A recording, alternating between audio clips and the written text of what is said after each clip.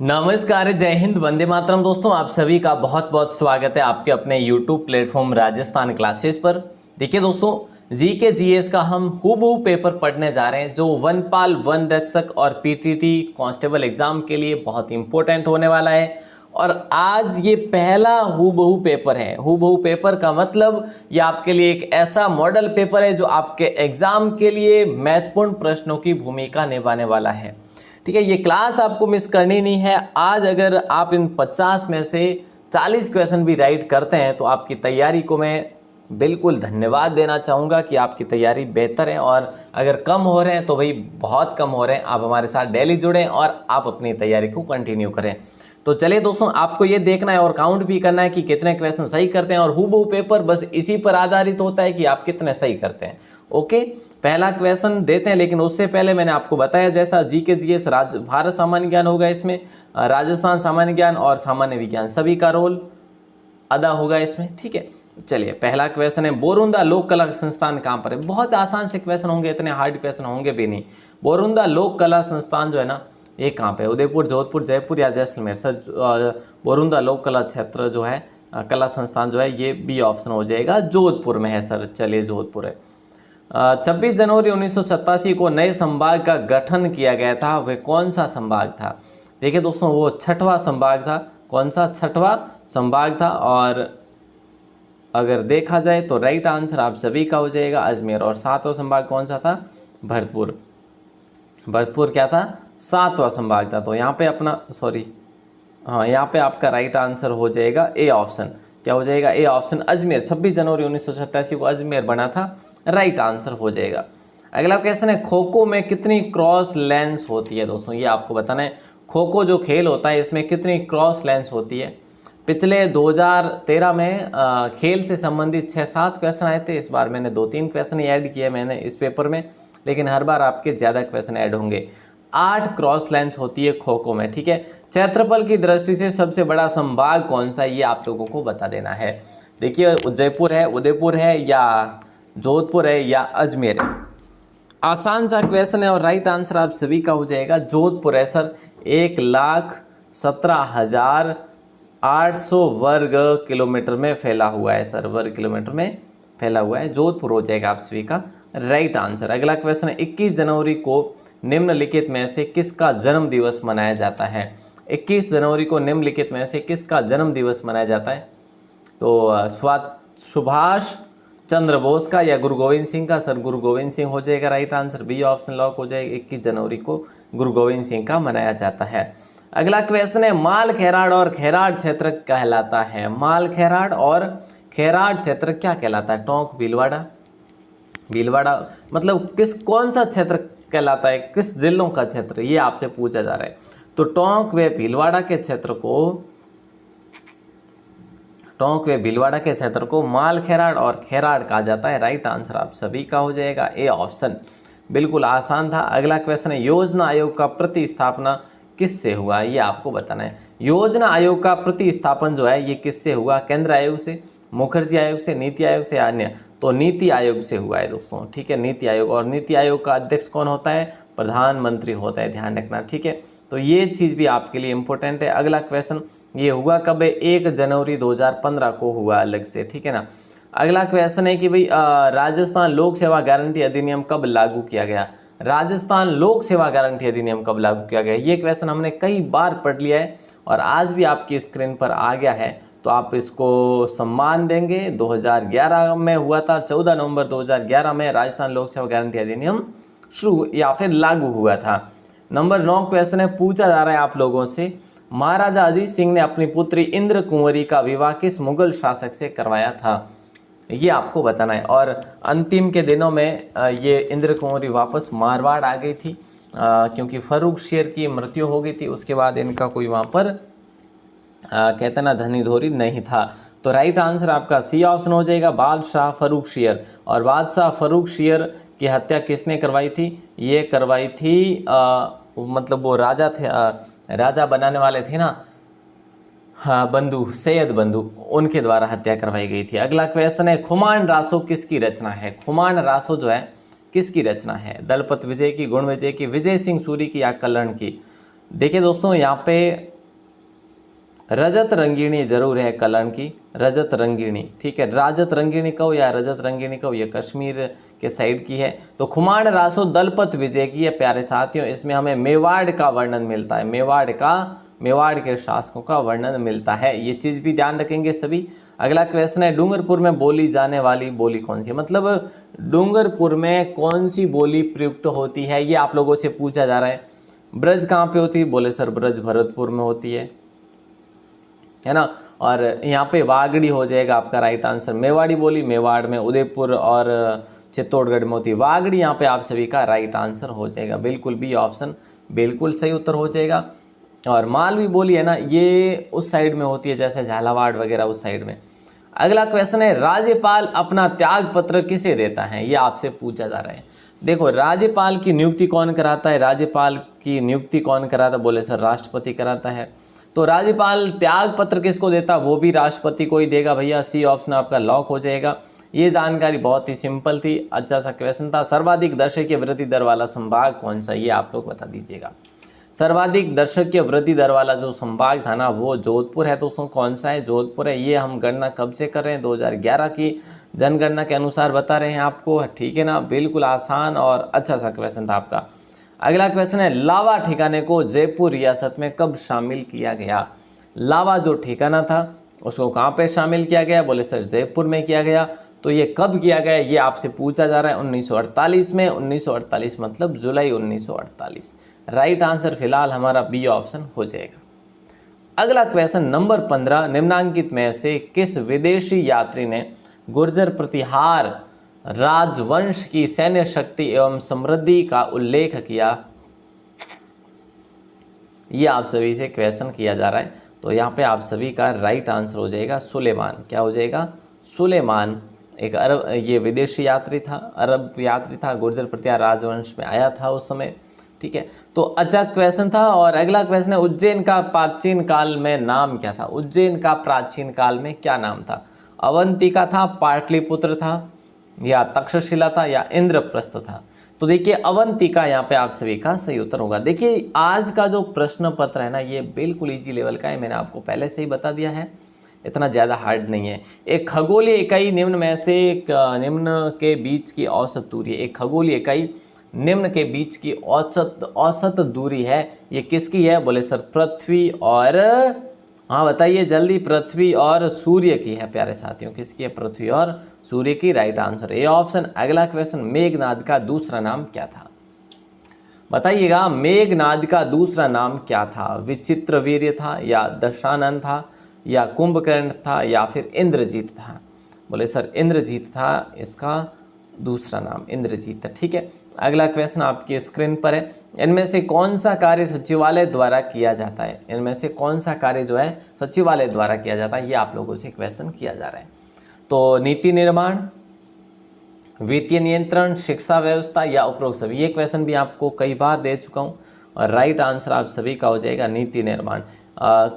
सचिवालय के द्वारा जो किया जाता है ना, वो नीति निर्माण किया जाता है, बिल्कुल सही है। बाकी वित्तीय नियंत्रण और शिक्षा व्यवस्था, ये इनके अलग विभाग बने हुए हैं, तो वो उन्हीं का काम है संभालना, न कि सचिवालय का है, ठीक है। अगला क्वेश्चन है कि भाई राजस्थान तापमान की दृष्टि से किस जलवायु कटिबंध में आता है। राजस्थान जो अपना है ना, ये तापमान की दृष्टि से कौन से जलवायु कटिबंध या भाग में आता है। तो राइट आंसर आप सभी का शीत कटिबंध नहीं होगा, उष्ण कटिबंध भी नहीं होगा, समशीतोष्ण भी नहीं होगा। यहाँ पे उष्ण और शीतोष्ण हो जाएगा, दोनों साथ रखेंगे, डी ऑप्शन। और भारत की जलवायु भी तो यही है, भारत की जलवायु भी तो यही है। अगला क्वेश्चन आता है नंबर 21, इनमें से किस राज्यपाल का निधन पद पर रहते हुए ही हो गया था।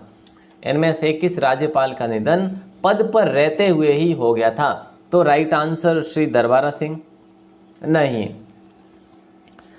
श्री निर्मल चंद भी नहीं होगा, श्री शैलेंद्र भी नहीं होगा, उपरोक्त सभी।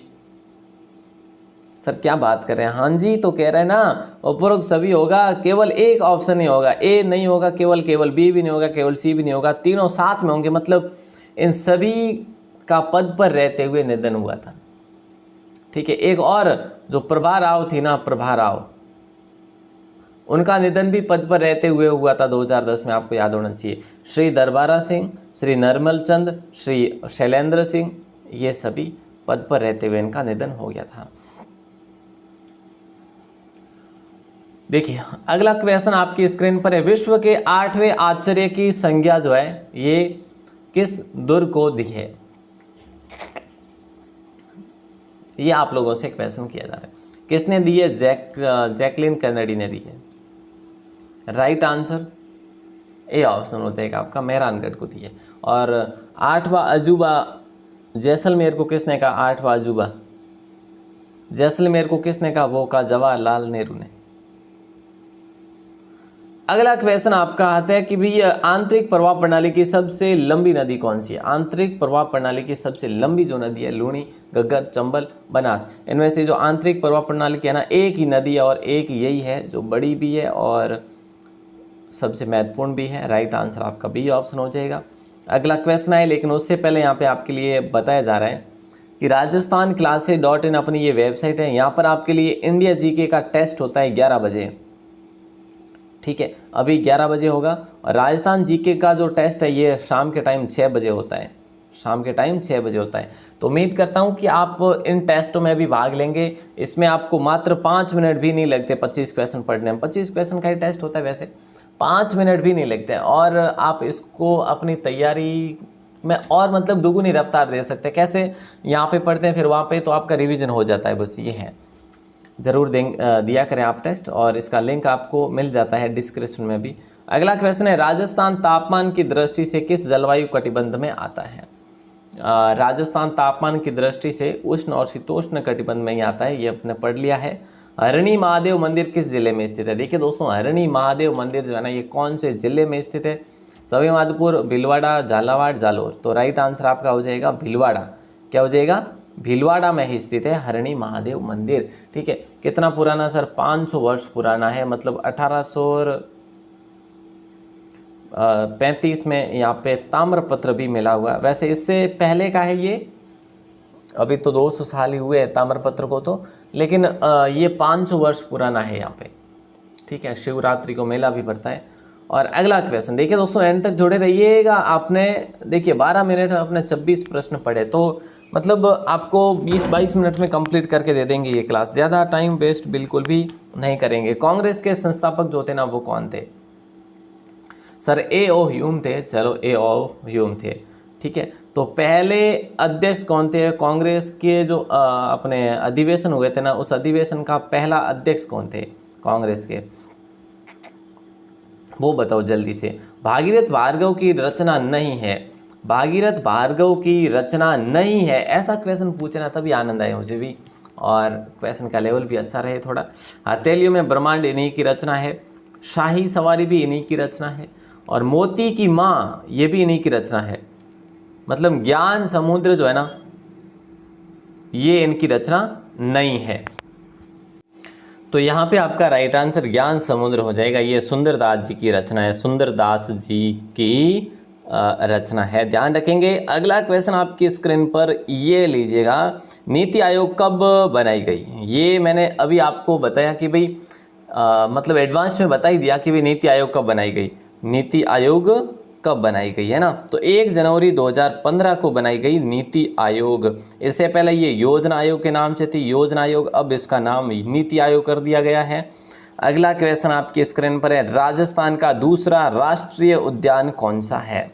राजस्थान का दूसरा राष्ट्रीय उद्यान कौन सा है, ये आपसे पूछा जा रहा है।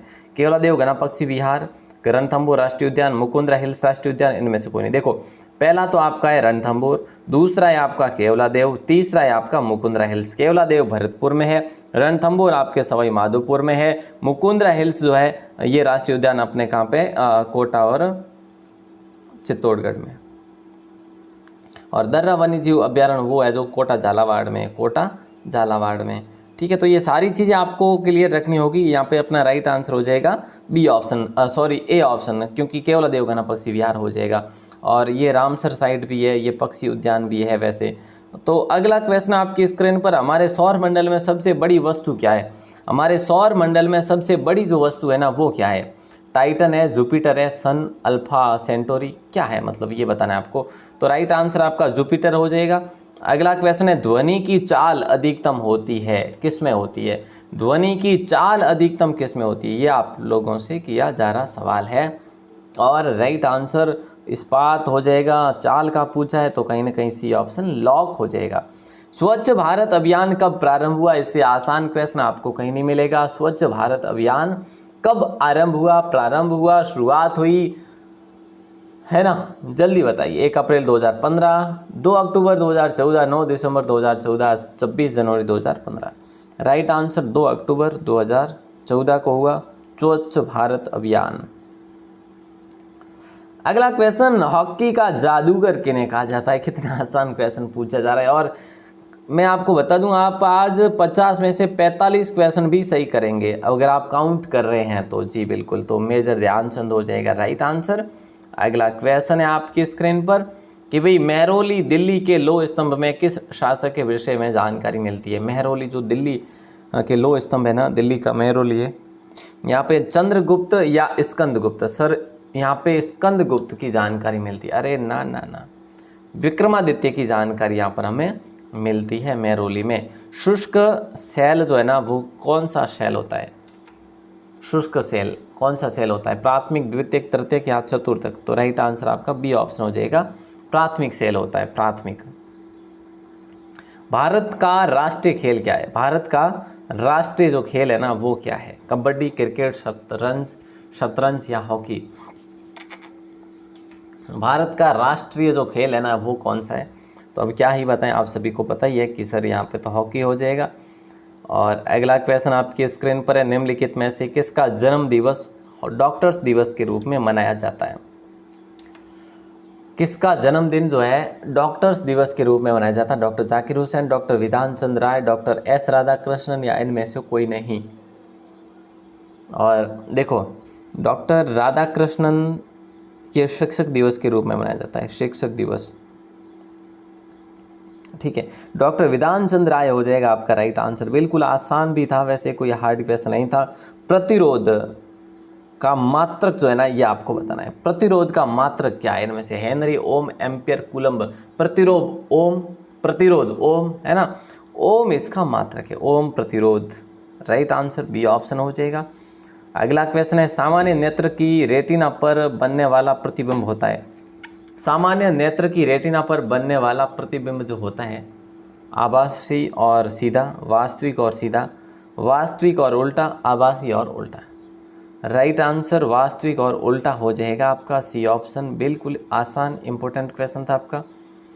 कब सशस्त्र व्यापार संधि आर्म्स ट्रेड ट्रीटी अस्तित्व में आई? सशस्त्र व्यापार संधि जो है ना ये कब अस्तित्व में आई? ये अगर क्वेश्चन आपको याद है तो बहुत आसान सा क्वेश्चन है और राइट आंसर आप सभी का हो जाएगा दिसंबर 2014। दिसंबर 2014 को ये अस्तित्व में आई थी। ये ऑप्शन सही उत्तर हो जाएगा। विजय स्तंभ कहाँ पर स्थित है ये आपको पूछा जा रहा है। आसान क्वेश्चन है आपका और जल्दी से जवाब बनेगा। विजय स्तंभ कहाँ पर स्थित है? बोले सर चित्तौड़गढ़ में है। किसने बनाया था? राणा कुंभा ने बनाया। कितना है? 120 फीट है। ये कब बनाया? 1440 से 1448 के मध्य बनाया।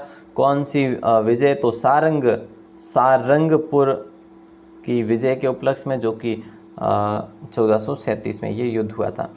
अगला क्वेश्चन आपकी स्क्रीन पर है, राम भक्त हनुमान के पुत्र का क्या नाम था? ऐसा क्वेश्चन पूछा जा सकता है क्या? कोई ना, हम इसको पढ़ लेते हैं, मकर ध्वज। सी ऑप्शन मकर ध्वज हो जाएगा राइट आंसर। अगला क्वेश्चन है, उदय और अस्त होते समय सूर्य दिखाई देता है कैसा? किस टाइप का दिखाई देता है?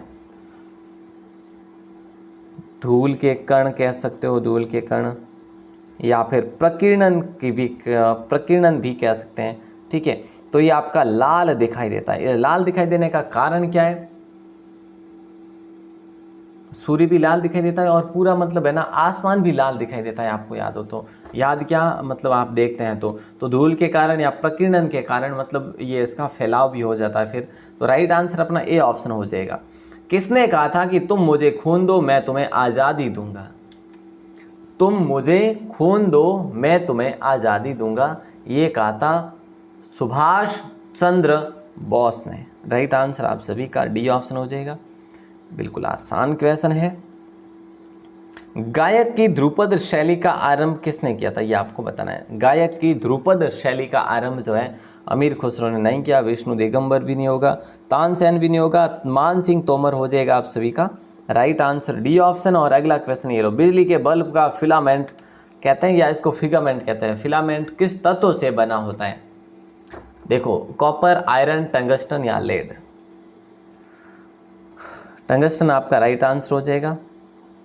विद्युत के बल्ब में इसका फिलामेंट जो होता है वो टंगस्टन का होता है। टंगस्टन राजस्थान के सर्वाधिक डेगाने में होती है। अगला क्वेश्चन नंबर 47 है, दो ग्रह जिनके कोई उपग्रह नहीं है। दो ग्रह जिनके कोई उपग्रह नहीं है, पृथ्वी बृहस्पति, बुध और शुक्र, बुध और मंगल या शुक्र और मंगल। तो राइट आंसर होगा आपका बुध व शुक्र हो जाएगा बी ऑप्शन। बिल्कुल आसान था ये, बिल्कुल आसान। इनमें से गलत युग्म आपको पहचानना है। बूंदी की स्थापना बूंदा मीणा ने करी, धौलपुर की स्थापना राजा धवल ने करी, बाड़मेर की स्थापना बारहदेव ने करी, सिरोही की स्थापना देव सिंह ने करी। ये आप में इनमें से आपको गलत युग्म पहचानना है। तो सीधी सी बात है, गलत युग्म आपका डी ऑप्शन होगा। सिरोही की स्थापना सहसमल ने करी थी, सहसमल ने करी थी। और नई सिरोही की स्थापना करी थी वो करी थी शिव सिंह ने। किसने? शिव सिंह ने। तो ये नया जो नगर बसा के करी थी ना, तो वो शिव सिंह ने करी थी। तो ये दोनों चीज़ें आप याद रखेंगे। बाकी बूंदी बूंदा मीणा, धौलपुर राजा धवल, बाड़मेर बारहदेव। अगला क्वेश्चन 49 है, वर्षा देखिए पूछा जा रहा है, वर्षा की बूंद गोलाकार होती है ना। वर्षा की बूंद गोलाकार होती है सतही तनाव के कारण, वायु के वातावरणीय घर्षण के कारण, गोल पृथ्वी के गुरुत्व के कारण या वर्षा जल की शांता के कारण। तो राइट आंसर ए ऑप्शन हो जाएगा, सतही तनाव के कारण। ए ऑप्शन को लॉक कर देंगे। और लास्ट क्वेश्चन आपका, आपने कितने क्वेश्चन सही किए वो आप हमें बताएंगे ये करने के बाद। नोबेल पुरस्कार अल्फ्रेड नोबेल के नाम पर शुरू हुआ, जिन्होंने खोज की थी। इन्होंने किसकी खोज करी थी? इन्होंने डायनामाइट की खोज करी थी। राइट आंसर आपका डी ऑप्शन होगा। और ये टेस्ट का टाइम मैं आपको बता ही चुका हूँ कि अपने टेस्ट होती है वेबसाइट पर होती है। वेबसाइट का लिंक डिस्क्रिप्शन में दे रखा है। लेटेस्ट पोस्ट में आपको ये सारी की सारी मिलेगी टेस्ट वगैरह, ठीक है। तो आप सभी ज्वाइन करें। और लास्ट क्वेश्चन जिसका जवाब आपको देना है, रियल में हमने 22 मिनट में क्लास को ख़त्म कर लिया है। अगर पहली बार हो राजस्थान क्लासेस पर तो चैनल को सब्सक्राइब जरूर करें, बेल प्रेस दबाएं। रात को हमारी राजस्थान जी के उड़ान सीरीज़ और मॉर्निंग में हूबहू पेपर अब रेगुलरी रहेगा आपके लिए। प्रवासी भारतीय दिवस कब मनाया जाता है? 9 जनवरी, 1 फरवरी, 12 मार्च, 15 अगस्त। इसका जवाब आपको कमेंट सेक्शन में देना है। कितने सवाल सही किया आपने ये भी ज़रूर बताना है। आप सभी का बहुत बहुत शुक्रिया।